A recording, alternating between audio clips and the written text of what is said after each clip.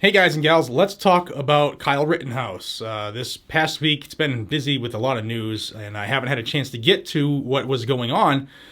But there was a lot of pretrial stuff that's happened the last couple weeks. Specifically, Monday was a good one, and the judge, whose name is Judge Bruce Schroeder, kind of gave us a little bit of a sneak peek of what to expect for Kyle's trial. Now, Kyle's trial starts this coming Monday with jury selection, and on Monday, the judge told the prosecutor, well, first off, if you don't know anything about Kyle Rittenhouse and who he is and what happened, I'll try to pin the video above of the one I did.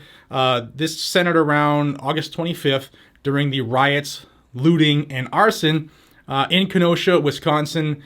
People went berserk and crazy because Jacob Blake was shot by police. But we were in the burn it all down time because Democrats are trying to get elected, and it worked perfectly for them. So during August 25th, that night, Kyle, who was in Kenosha for several reasons, it's all documented. There's a lot of video all about it. But he did have an AR-15, and he was chased by a mob of people. There was a gun that went off in the area. They threw an item at his head. He was struck with a skateboard. He was kicked in the face, and he was approached by a man with a gun. So Kyle did what many people think is self-defense. He defended himself, and I am in that court as well. I think there's a lot of video, and it showed that if this kid, he was 17, if Kyle didn't do what he did, he probably wouldn't be here today. Now, with that said, I'll have the video or two that I did about it up there, so please watch those and then come back to this story, because you're going to need that information so that this makes sense. Now, a couple big things happened during this, and both sides were kind of throwing jabs at each other and seeing what the judge would allow. Basically, that's what pretrial stuff is. How much stuff can we get away with to benefit our client? And the judge told the prosecution, which is the state, that you cannot call these three people that Kyle shot. Two are deceased and one was severely injured. You cannot call them victims. That's big, especially in a trial. Now, for somebody who has been in many trials, a trial, especially a jury trial, is a psychological game in which attorneys try to get in as many jabs as they can to subliminally make the other party seem like the worst thing in the world. And by saying victim, victim, victim, it will start to make the people on the jury think that these people are victims. I mean, this Kyle Rittenhouse is terrible. Look at these victims. It's part of the game.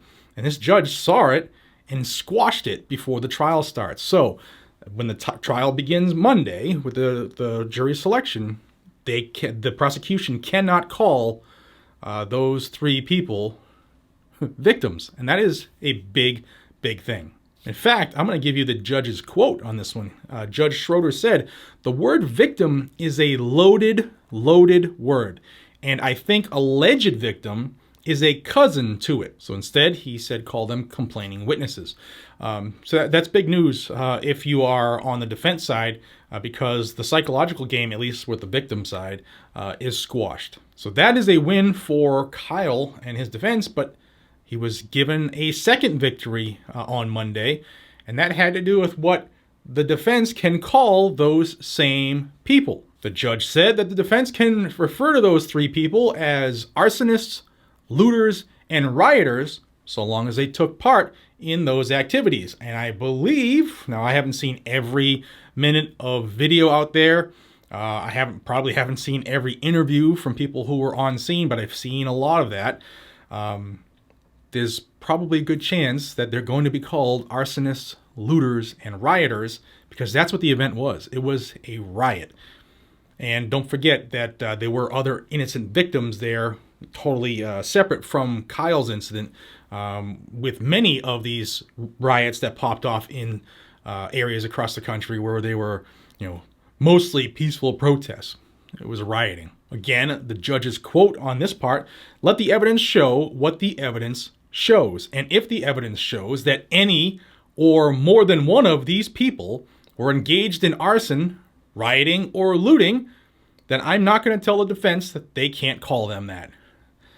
So, two big wins for Kyle here before the kickoff of the trial on Monday. Now, there's people who come out on both sides and say Kyle, shouldn't have been there, blah, blah, blah, blah, blah. There's evidence now. The police thanked Kyle for being there, and the rest is history. So what I need to say to people, because I get it on both sides, even some of our friends in the 2A worlds, everybody has their own opinion on this stuff, and who am I to tell them what their opinion should be? But what I will say is that my right to defend myself isn't predicated on where somebody else thinks I should be.